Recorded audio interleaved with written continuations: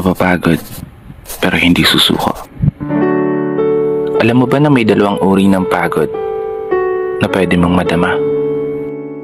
Una, yung pagod na itutulog mo lang at pagising mo, okay ka na.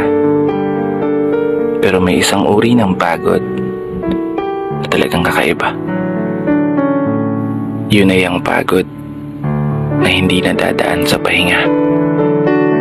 Isang pagod na magpapahiwatig kung gaano kabigat ang mga problema mong daladala. Pagod na magpapanginig ng mga luha sa mata. Pagod na magdidikta sa'yo para sabihing ayaw mo na. Mapapatanong ka na lang talaga, saan nga bang direksyon ng aking mga paa? Mga paang tila pagod na sa kakahakbang. Mga paang ngimay na sa kada tapak sa baitang ng hagdan. Isang hagdan na magdadala sa akin patungo sa isang palapag na pinapangarap ko. Mapapagod pero hindi susuko.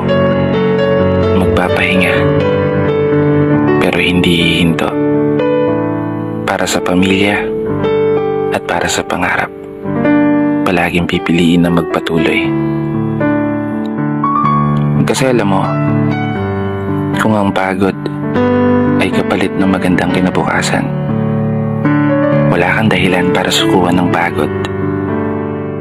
Wala kang dahilan para hindi ka bumangon.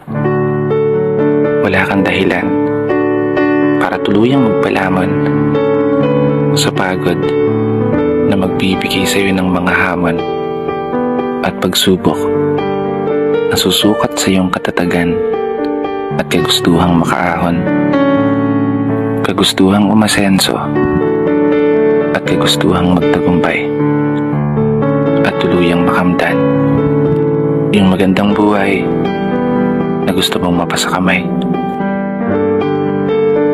Kaya naman, tatagan mo ang mga paa mo at tibayan ng loob sa iyong paglalakbay at umasa kang kalakip ng bawat pagod ay may masaganang buhay na naghihintay. Sige, umusad ka. Dito na nagtatapos. Kaya isang pagpupugay para sa lahat ng mga tao na patuloy sumasabay sa hamon ng buhay.